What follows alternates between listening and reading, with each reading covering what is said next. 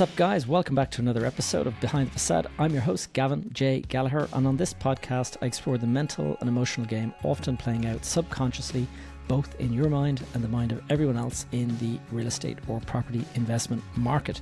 The key to success in this game is to master your mindset and behavior, to take control of your thoughts, your emotions, and most importantly, your ego. Welcome to the show. Now, guys, normally I go straight into introducing our guest, but this week I just want to quickly remind you that I have a new intake for my accelerator kicking off in October, and it's going to begin with an intro event or a welcome event for the new members. It's going to be the first Saturday of October, and you'll get to meet the existing people in the accelerator, but also the new people that are joining in that particular intake. And one of the reasons why I wanted to mention that just before I bring on our guest is that our guest is Randy Langenderfer, and I hope I got that pronunciation right. It's been a difficult one, but our guest this week he's a multi-family investor, and he shares his insights with me about his transition from the corporate world, where he had a job for many years and then he got into real estate investing, and the particular advantages of multifamily property in the US market and the way you can actually raise non-recourse debt in the US using it. And so we go into a lot of discussion around how to syndicate and how to build relationships with investors.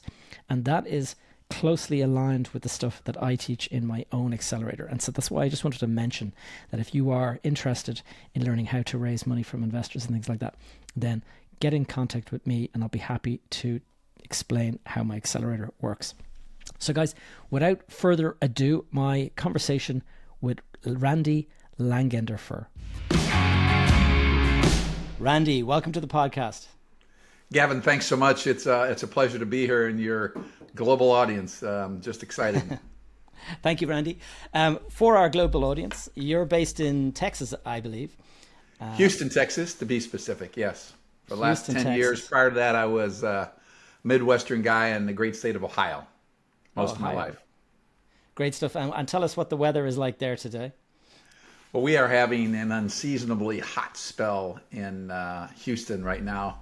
The last week and the foreseeable week, I have had heat advisories every day. We're right around triple digits with the feels like index around 110 to 115. So wow. Thank goodness for air conditioning is all I can say. The complete opposite to what we're experiencing here in Dublin, I can tell you. So tell us, sky. Randy. Well, we don't even have the blue skies, unfortunately. We have had a couple of nice days, but definitely not today. So Randy, tell us, I've done a little bit of research into you, and you specialize in multifamily and things like that. But why don't we go back and turn back the clock to your early career? I always like to give a bit of context to our audience so they can kind of understand how you came into the real estate sector in the first instance. So I'm pretty classic American with the mindset of get a good education, get a good job, rise as far as you can in the corporate world, and retire one day and live happily ever after. And so I did. As a young guy, I got a great education. I'm a MBA and a CPA, and started out in corporate America in a variety of different roles. But my real estate journey started in about 2009, 10, right after the Great Recession in America. Okay. When things were going to heck, and I was working for a private equity company in Ohio at the time, and I was very fearful of losing my job, not because of anything I did, but just because of the economy, and I had a pretty good price tag on my back in terms of salary and compensation. And so it was at that time, Gavin, that I just really had an aha moment that I really need to find a different income. And so I started out in the single family world with a partner, and we were hard money lenders living in Ohio at the time, hard money lenders to a group out of South Florida, Dade County, that were flipping houses. We were the bank. We lent them money. They made the rehabs. We shared in the proceeds. And then about 2011, 12, I ended up moving to Houston, Texas. for business reasons. The private equity gig, I did not get laid off, but I needed to find that was winding down, and so I found another job here in Houston, Texas. Came to Houston and I was just enthralled. It's the fourth largest city in the U.S. Thought real estate was just going to be my ticket in a place like Houston versus Cleveland, Ohio. Spent some time getting to know the market, did a couple of flips, but I went to a local seminar here about multifamily. I didn't know anything about it. And I really just fell in love with it, Gavin. I mean, it was the second aha moment for me was when I realized I could buy multi-million-dollar assets on non-recourse debt, meaning that I wasn't responsible if the very worst were to happen. Flash forward to today, I've been a general partner in about I think it's 1,500 doors, and I still invest in other people's deals, so I'm a limited partner and probably another 3,000 doors. So I'm pretty committed to the multifamily space, and that's probably a long-winded intro, but. No, it's great. It sets it up nicely for some follow-up questions that I mean, for the people that are listening that, can you just give us, I mean, it's kind of obvious, I know, but to transition from single family to multifamily, you mentioned that you attended that seminar about multifamily and that you had that aha moment. What was it about multifamily that was so much an aha moment for you? Yeah, so when I came to Houston, as I said, I mean, a huge market compared to where I was at, just huge. And the one thing I said is I started to, my wife hadn't come down yet with my family, so I was down here by myself. So every night I went to different various real estate meetup groups, and I got to know local Houston a little bit. And for instance, at the time there were no less than 13 different real estate investment groups in Houston. There was one in northeastern Ohio. Just shows you magnitude. Wow. So I got to know the local market. What interested me the most about multifamily was I had found that coming to a new market, it was difficult to rebuild the relationships that I had with partners, contractors. I was really unsure of the market. Texas is a private state, so it's difficult to get comps on single families. Ohio is an open state where anybody can find out what you paid for the house. Okay. That was one obstacle. So I was very unsure about the market. I did end up partnering with some people and doing some flips in Houston, but the biggest thing was just leverage. So you very difficult to scale a single family portfolio and get 100 units or 100 doors, 50 even, with the back house operations you'd have to build. So to support it for the maintenance and the leasing, et cetera, et cetera. Whereas we say in a multifamily, if you have a one unit vacancy out of 100, you have 1%. In a single family, if you have one rent house that's empty out of 100, you have not that unit 100% vacancy. So I fairly astute. So it was economies of scale, easier to scale up quicker.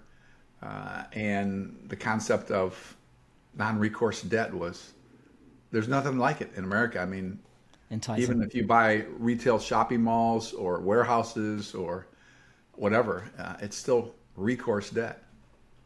And why is it non-recourse in the case of multifamily?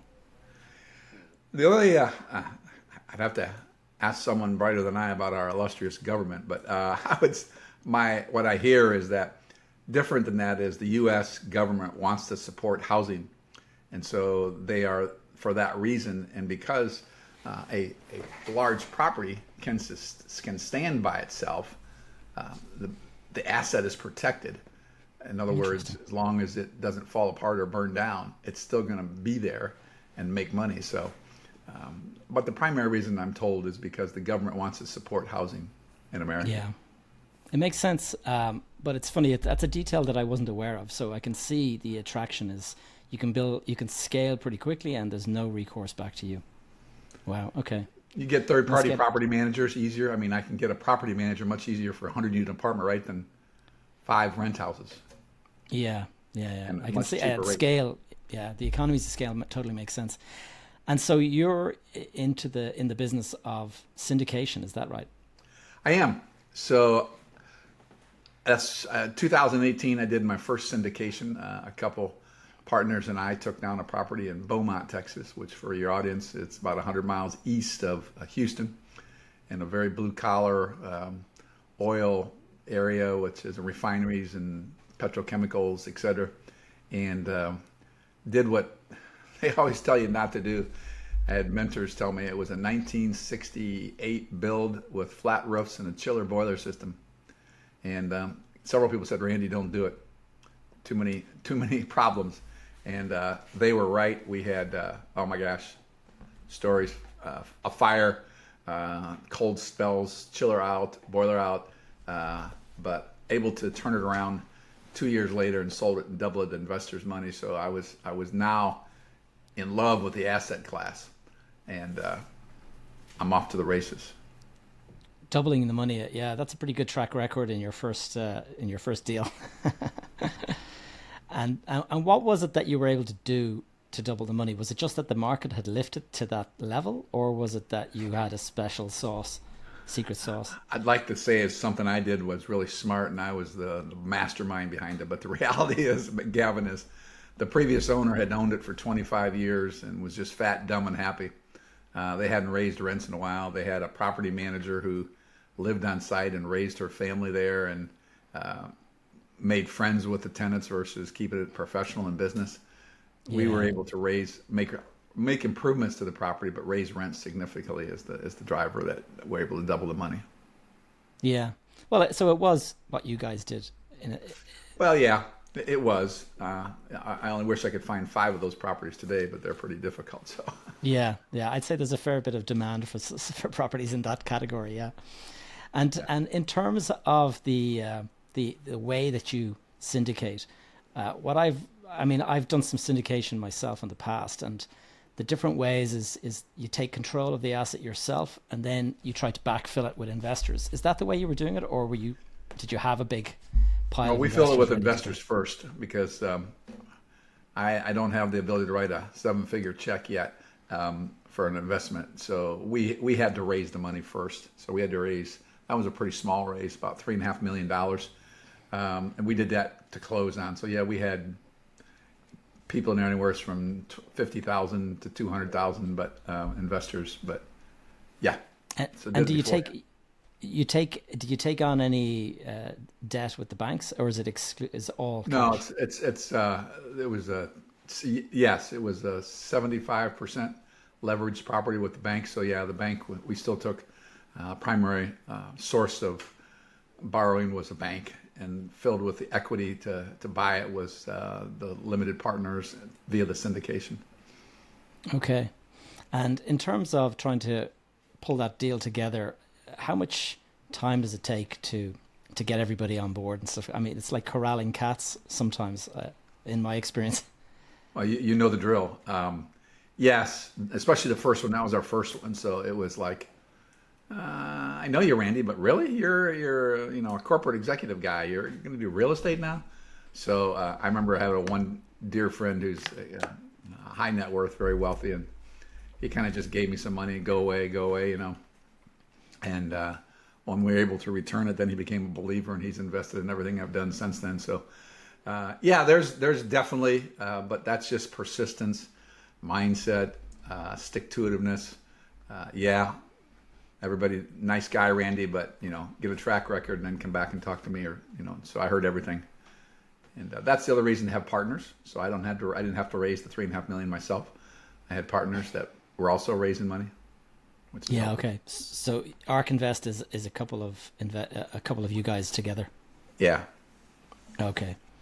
So InvestARK has done today. Fast forward today, we've partnered with various people, but Greenville, South Carolina, Tucson, Arizona, Houston, and Dallas properties.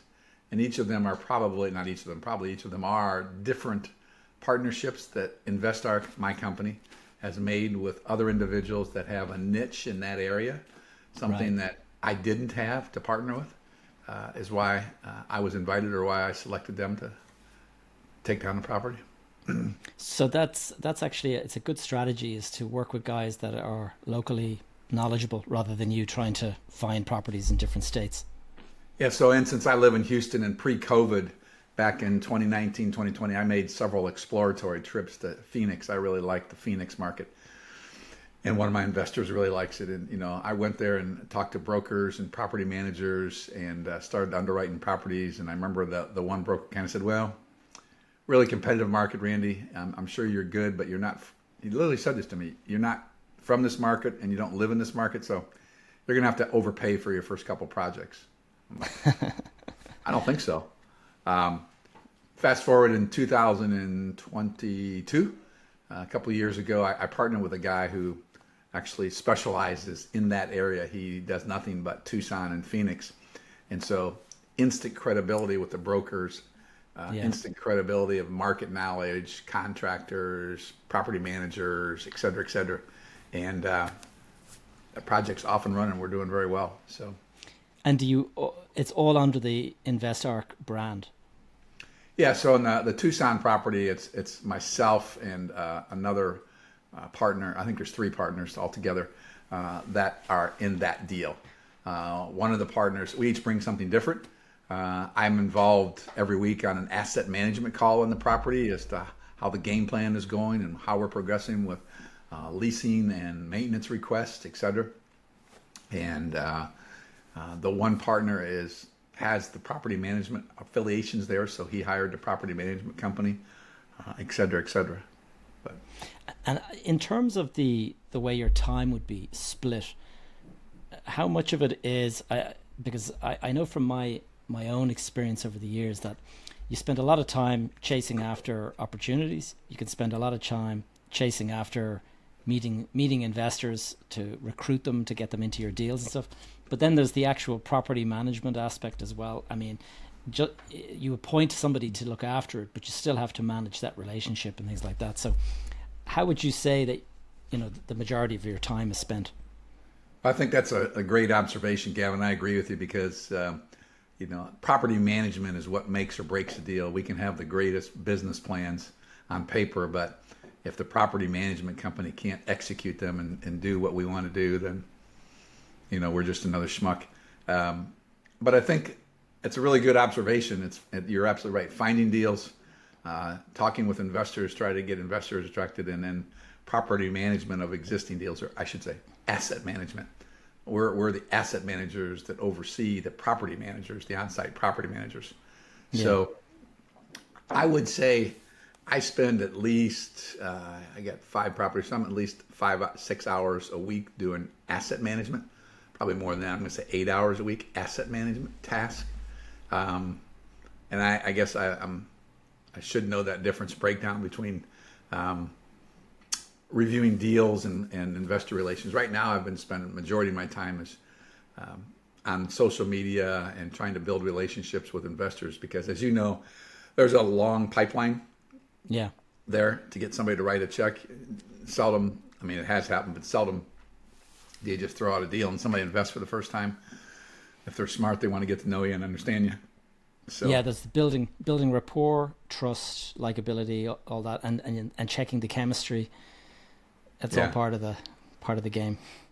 And when you start to get a few investors, and you get I'm sure you've seen too many repeat investors, so those are good. But then you're trying to build these new relationships with new investors. They're very time consuming. Time consuming.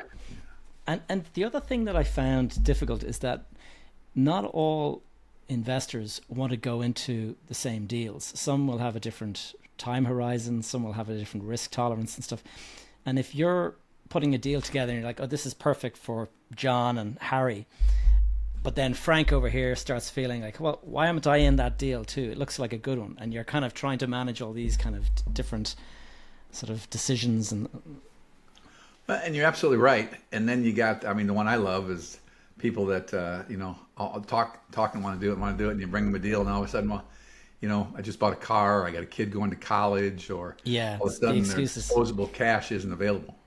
And I understand that as well. So as you know, it becomes a numbers game. You got to have 100 to get 5 or 10 to invest. And that's the nature of the business. That's okay. Yeah, once you go in with your eyes open, you're well aware. It's I've had some real disappointing moments where people commit verbally, And then when you send them the documentation 2 weeks later, you get the kind of the phone call. Oh yeah, something's come up, and it's frustrating as hell. Or and the other one is I get some young investors the first time, and I understand their apprehension, and the one I think I probably spent 2 hours on various phone calls with them, and then they just decided not to invest, and I'm like, Yeah. That's painful. And tell, in terms of the challenges, like setting up InvestArc, I called it ARC Invest earlier on because there's a company that I'm thinking of, ARC Invest. But InvestArc, when you set the company up, was it just yourself on your own? Yeah, and it still pretty is. I'm a boutique guy. I have virtual employees. I do not have any. I tell Staff. people I did the big teams in corporate America and have those people problems. I really like having virtual assistants that I can find another one tomorrow if I get angry or something. But so InvestArc is a small boutique private equity company. I'm the leader of it. We have a couple virtual employees, and then relationships with other partners in those various markets. Okay, I get you. And that's the beautiful thing I like about real estate too, is that you can do it that way. I mean, if I want to develop a large, fully integrated company with property management and construction and deal chasing, I can do it. I'm sitting in my home office this morning in Houston, Texas, and I don't have any desire to have a corporate office with 20 people. You've been there, done that. Yeah. Exactly. I can relate, actually. I've built up the big office, and then every person you hire becomes a bit of a headache. It's like their problems become your problems, and it kind of that grows with scale. And initially when you're a young impressionable guy, that looks like the path. That's the impression. It's kind of it's going to be great when I have this big company and all these people kind of working for me. And then what the reality is like, God, there's so many headaches. I don't need this. I left the corporate world a year ago to do this full time. And I had very consciously planned that as I learned and grew into multifamily. But you're absolutely right. I really don't miss the budget meetings or the performance reviews or forgive me, the senseless reports I had to fill out for other people that they never read. It got filed someplace. Blah blah blah. In today's economy, it's so easy to do. I mean, the tools are out there. Zoom and other tools like that, and online tools, and I think of back in my corporate world, I did risk mitigation things, and so I keep thinking there's so many beautiful tools. It's all in the cloud today. If my house burns down or my computer goes, that's cool. I just buy another one and plug in and pull up the cloud, and I'm back in business. It's simple. Yeah, there's a lot of great tools out there. And so, but I mean, in terms of the challenges that you faced starting out, what would you say was the biggest challenge? I would say really the biggest challenge I faced starting out as I look back is myself, my mindset. That's right. Yeah.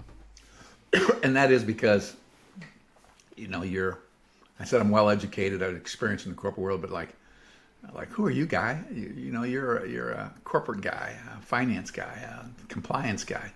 And, but after I did a couple of my own proper as a limited partner, and I began to see the returns, I was just flabbergasted. And now nobody knows me as an executive guy. You look at my LinkedIn profile and my other stuff, all you see is real estate. And you can anybody can make that transition over a short period or a long period. And but it was mindset, understanding that this is achievable. There's so many people out there that tells you can't do it. But just be persistent, believe in yourself, get some great mentoring. I'm thankful that I've actually started a coaching business, mentoring business with another partner for that very reason, because I believe so much that people invest in their college or trade school or, whatever education, but they're reluctant to invest in mentor. Yeah. And real estate education. And I think that's a real mistake. And, there's ways you can do it economically as well. I agree. And it's funny, a friend of mine quoted something the other day, and he was saying that nowadays a mentorship is better value than a college education. I said I'm secondary education, college, postgraduate, graduate school. I couldn't agree with you more. That was the paradigm I grew up with: is go to college, get the degrees, go and join a big company, right? But man, especially today, with dual incomes and things like that, and I encourage each of my children that path. They haven't listened yet, but I said you're going to get fed up with the corporate world when you get about 40 and realize the challenges with that. And so start building. And people, I encourage everybody. I got a 53-year-old friend who makes a really good buck and as a tech guy here in Houston, and he's got a family. And I just keep encouraging him to find a side hustle, whatever that may be for everybody, that you can. Because there is no, well, no, in America anyhow, I can't speak to your global economy, but there is no loyalty by employers to employees in America. Yeah. It goes for the, that goes for wherever in the world you are. And it's very current actually, because one of my wife's friends came over to dinner on Friday night. And she's telling my wife the news that she had just been given notice that she's being laid off after 4 or 5 years working with one of the tech companies. And I was asking, what did they give a reason? Like, surely, because I know this company, it's a big growing company, so it seems unusual that they're laying people off. And it was because she was being replaced by artificial intelligence, that they had the ability to do that job now through AI, and there was no need for the team that she worked on.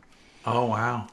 Yeah. My daughter lives in Seattle, and she has worked for several tech companies as an instructional designer, but she has been really down on tech for that very reason, because one, they ramp up and ramp down so quickly without a lot of foresight. Yeah. It is kind of sad. If you want to know about ramping up and ramping down without foresight, Dublin is an international hub for all the tech companies in the world. And Facebook, or Meta as they're called, Meta are here, LinkedIn are here, Oracle, Google, you name it, they all have headquarters here. And I can tell you that Meta took 350,000 square foot office building, and they started planning a fit out to kind of put in hundreds and hundreds of staff. And then just like that, they changed their mind. This is when they started laying people off. Remember, they did the big headcount reduction. And that office, it's about 35 million a year in rent. And it's sitting there completely empty, not even fitted out, just sitting there fallow at the moment. And they won't rent it. They won't rent it. They're trying to find somebody to go into it, but they won't rent it to a competitor. And the only people that are capable of taking that much space are competitors, So it's sitting there. And the fit out on that alone would have been something in the region of like 70 million. And they stopped the project before it started. And as a result of that project going bust or stopping, one of the big contractors that do fit outs for all these companies, they went bust within a couple of days of the announcement. So it just shows you, like, that is, sign a lease. It takes like 2 years for these leases to get agreed and stuff. And so they're working on this, sign it, and then, stop everything. We're not going to do anything with that building now. Just like that. To be able to take a $35 million a year hit. Yeah. Shows that. Yeah. Isn't Dublin also very well known for data centers as well? Yeah. Well, it's funny you say that, because we've been talking about that. We've actually got a lot of data centers, primarily as a result of all of the tech companies that are based here. They all want to have local data centers, but we're having a real constraint now with power supply, and I understand that's also a problem in the US, that the amount of artificial intelligence that's going to be draining the power supply, that there's not enough power stations to keep it all going. And it's the same here in Ireland. So there's actually now a moratorium in the Dublin area on data centers, because they're taking more power than the housing system can tolerate. And to prevent rolling blackouts for the population, they're having to stop people using the data center. Yeah. That's I know that's one of the reasons I thought initially go to Dublin. Tax consequences in Dublin was very favorable too for U.S. companies. Yes. But sorry to hear that. That constrains growth, and that constrains a lot of things. But yeah, and that is that way in America. In different cities too, they have those challenges with that. I heard actually that the former CEO of Google, he was just doing a talk, I think with Stanford or somebody like that, or Berkeley, and he said that there is going to be the US is facing the very same problem, and his suggestion was that we should get very, very pally with Canada, because they have a lot of hydropower, and that's how we're going to basically feed all of the power into the AI systems that need to grow. And he was saying that the other alternative is to go and work with the Arabs in the Middle East and stuff, because they obviously have a lot of oil. But he said that the problem is that they're not going to agree to the I suppose the defense to the kind of the defense contracts and stuff that they require. Okay. Because it could be the kind of highest bidder stuff, and all this AI is becoming kind of like a national security thing. Oh. So interesting. Well, that is crazy, and living here in Houston, where we haven't had rolling blackouts yet, but we have an unstable grid. Texas has their own grid that is stupid, but anyhow, one person's view. So, well, we went a little bit off topic there. Let's turn it back to the property and real estate business. In terms of the best advice that you've gotten in, like, when you started out in your corporate career, I'm sure you got lots of advice. Has any of that translated into the real estate space? Oh, I think it has immensely. So I'm a MBA, CPA, and I'm a detailed guy. I didn't work in finance. I worked in corporate compliance areas. But so I think that transition is, I have a very analytical mind the way I work. You look at, there's a lot of engineers in this space, a lot of computer people that are very detailed oriented. I think that's advantageous for me to transition to this. I think I have some scars on me over the years, so I'm less willing to believe every pro forma I see that's going to have 500% growth or whatever in 2 weeks or whatever. So I'm a professional skeptic, but I think the other side of that is there's a lot of people starting out in the real estate space that just want to go it alone and do it alone. But I think that corporate world teaches me is the necessity for teams and partnering with people. And we say that this is definitely a team sport, multifamily, because you need to raise one of the last deals I did, we raised $35 million. There's no way I can do that. So you have to have partners to take down the deals. They're just more and more zeros behind them. But I think that analytical mindset helps me challenge the underwriting assumptions in a lot of the deals I look at, and understand their experience. I said maybe I'm jaded just because I'm older with some more experiences, but I see so many, I'll say, younger people just taking a pro forma for what it is, and cool, we're going to make 500%. Yeah, you got to be a bit skeptical. Maybe you will, maybe you won't. But yeah, no, it's so true.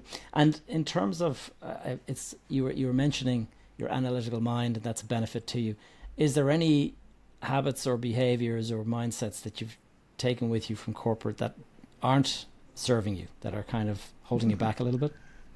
That is also a plus and a minus, because I said, in my corporate world, I was a vice president of corporate compliance and cybersecurity and internal audit and stuff. So a large academic medical institution. So it's that detailed mindset is a plus, but I probably skip over a lot of good deals.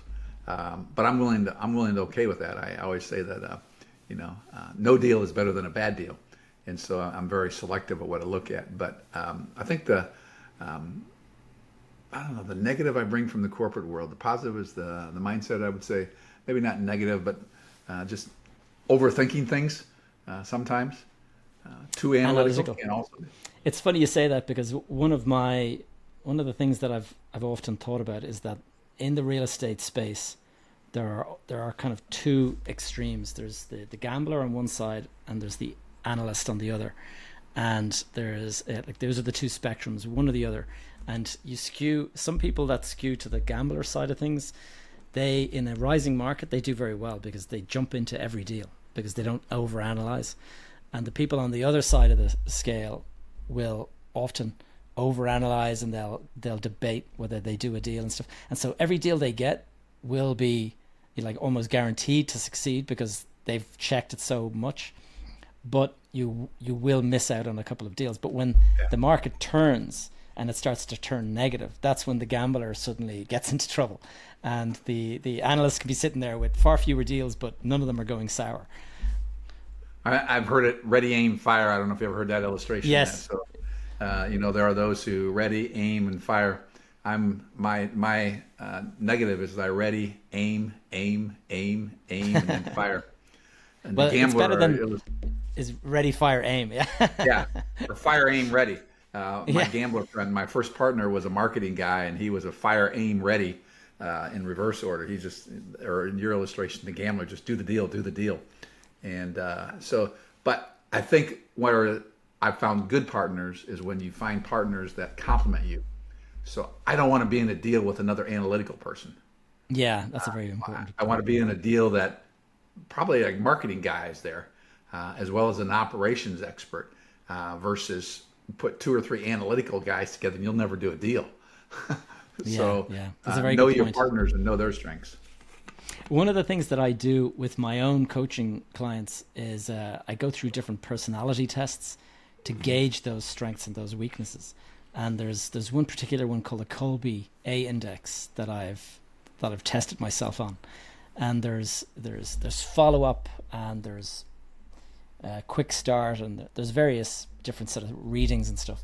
But the people that are good natural entrepreneurs are good at quick start. They can jump into a deal very, very quickly, but they usually register quite low on the follow-up side of things, where you're meant to do your due diligence and you're meant to carry through, and that's where you want to partner with somebody with those complementary opposite skills. Somebody that's once you everybody likes to chase the deals, but once to get the deals, you got to operate it and communicate with your investors, so they come back, and that's time consuming as well as the talent as well. But that's a great illustration, Gavin. And tell me this, Randy, in terms of the future for multifamily, do you see your business just continuing on looking at the same type of deal, obviously just growing in scale, or do you think about other asset classes to kind of look at? So I have not syndicated other asset classes, but I invest my own money in other asset classes. The short vein is I see multifamily in my future for the near term and distant term. I've invested private money in other asset classes, storage, self-storage, and mobile home parks, and even some wild things like ATMs and things like that here in America. So I think the long-term horizon is still multifamily for me, but I mentioned I have started a coaching business. We're trying to help syndicators who want to be syndicators, as well as people who want to be a passive investor. How do you look at it as a deal? And is it a good deal or a bad deal for you? And then thirdly, for the future, I've recently working with another partner about being a developer. So we want to develop some small multifamily properties, and we're just really in the early stages of that. But I think it'll keep me busy for the next several years. Well, I don't know about the different regulations, but I'm part of a business that does both commercial and residential, and we're building. When I say multifamily, we're building an apartment building at the moment, 105 doors, and it's a big lump of a block, and there's a huge amount of work that goes into it, and there's also a lot of risk that goes with that, because one of the benefits. So we also build houses. I suppose you would call them a subdivision, but in Ireland we call them estates, and we would build an estate of housing. And we've built the one that I'm in at the moment. We built this estate, and we have 54 units in it. And the 54 units, you can phase those, and you can build 10 of them, sell them off, build the next 10, and that's a nice way to keep your debt at a kind of smaller level. But with the apartment building, it's the 100% financed before you can sell it, and that part of it means that the debt just grows. And I would say our debt is probably 5 times greater than any other deal that we've ever done. And so every week the interest is just clocking up. It's quite scary, actually. I was going to say, how are you sleeping? Yeah, with a little bit less comfort lately. It's just that the closer you get to the finish, like every week, it can be a huge sum of money in bank interest, and because of that, little delays like the guy that's installing the lifts in the building, the elevators, they're delayed by a couple of weeks, and that could mean $200,000. Yeah, that could be a $200,000 cost to us. And so every little thing has this knock-on impact. So you really got to be careful. And before you can before you can hand the building over, there's a whole checklist that has to be gone down through. And I think there's something like 305 items that have to be correct in order for the building to transfer. And that is a lot of points of failure, potentially. If you think about it, to go down through that list, one thing not correct, and that's it. It's delayed for another week while you're waiting for that to be corrected. I hope you got a big contingency budget in that. We do, yeah, although we are starting to get close to using it all up at this stage. Oh, I bet. Yeah. But big risk, big returns too. So there is definitely big returns, and it's like bringing in investors to share some of that risk is the strategy that we adopt, and it does work. Changing the direction a little bit, Randy, where do you see the economy going? It's wow. a difficult one. I wish I had that clear of a crystal ball, Gavin. But I mean, I think this is just Randy's crystal ball, and mine is no better than anybody else. So if you disagree with me, but I think in America, anyhow, I'm concerned about the big risk for me are the global things that, like we used to have pandemics that nobody foresaw, but global wars in Ukraine and Israel, and the confrontations with China and the China Sea, because you can't forecast those, but they have huge implications to every market. And I think you're foolish if you say it doesn't affect real estate. It does. It's just a matter of how. Those are the big risks. In fact, I think the economy in America is really resilient. I'm thankful for it. I think my personal thing is I think we avoid a big recession. There may be a minor one. We have political influences here in America. As you know, we're in election season, so that's and we're a very divisive country these days, internally, between just everybody. Divided. Republican, Democrats, rich, poor, religious, non-religious. It's kind of crazy, and it's kind of saddening, but I think the American economy has proved it to be extremely resilient, and if we can get some of those big tech companies to bring their money back abroad from Ireland. Hopefully not. Boy, when you see some of those numbers of what those big tech companies have abroad, sitting in Ireland and other foreign locations, it's amazing. Anyhow, it is. We won't go there. Yeah, no, it is. It certainly it keeps our economy going very much. Yeah, it was a good strategy that, like, back in the 1990s, this was a an intentional strategy that they adopted, all the way from education through to taxation, and it seems to be doing very well. But I know there's a lot of pressure coming from our European Union partners, and they don't like it, and they keep on trying to pressurize us to kind of equalize our taxes with theirs. But we are a small island off the coast, right. So it's not the same. We can't just drive. Everything that we export has to be put onto a truck that has to go on a boat, has to travel across either the UK, and because of Brexit now, we don't go across the UK. We now have to go and take the boat to France. And so it's if we want to sell into the EU, so there's a lot of difficulties for our economy if we didn't have that advantageous kind of taxation just to kind of pull people in. But of course the others don't like it. Anyway, what can you do? Yeah, some win, some lose. Anyhow, yeah. I still am committed to the real estate class. I think I just like it because I say in the multifamily, everybody needs a place to live. Versus I don't always need the latest iPhone or a retail strip center or an office building or something like that. I think the changing demographics in America with those trends are not going to reverse anytime soon. And depending on who you listen to, we have anywhere between 3 million and 8 million shortage of units across America. And so the macroeconomics, I think, are there for the foreseeable future. And I got a lot of my money in it, so I'm really hoping it does good. So I think you're right. It's funny you say that, because there was a report recently out here in Ireland, and we have a massive housing shortage as well.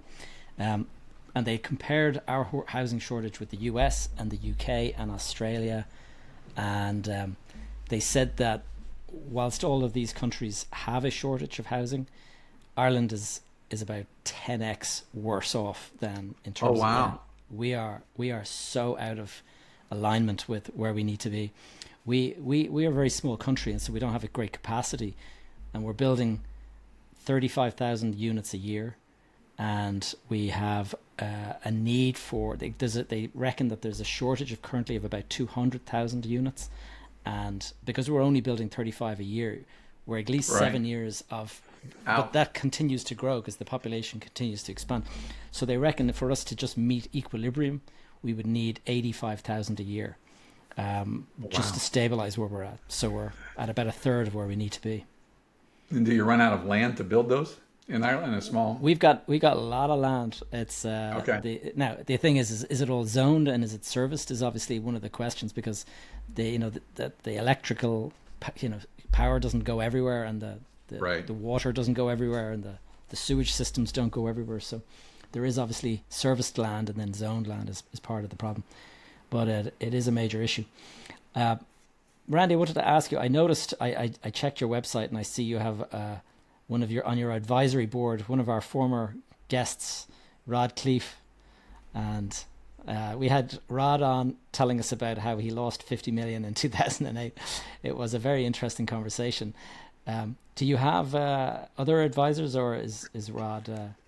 Well, he's the biggest one out there for name brand. And Rod's, I've been in several mentorship groups, Lifestyles here in Houston, and Brad Sumrock and Rod Khalif, and I liked Rod the best. And yeah, he, because he's got some of those war stories, and it's very genuine when he says he lost 50 million. He did, and he came back too.